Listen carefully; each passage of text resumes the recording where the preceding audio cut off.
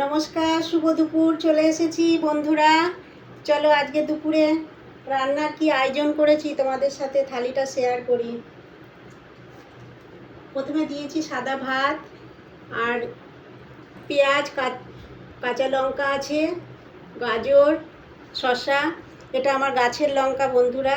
গাছ লাগিয়ে যদি ফল হয় তখন কি ভালো লাগে, খুব আনন্দ হয়। আর এটা দিয়েছি উচ্ছে সেদ্ধ।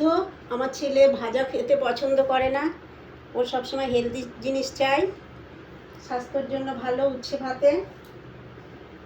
আর আলু মাখা দিয়েছি, এটা শুকনো লঙ্কা আর পোস্ত ভেজে মেখেছি।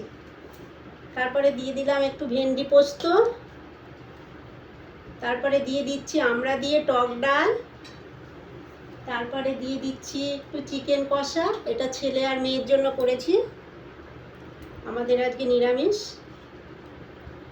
তারপরে শেষ পাতে তারপরে দিচ্ছি একটু মিষ্টি দই। আর আমের সময় আম তো থাকবেই বন্ধুরা। আজকে এইটুকুই।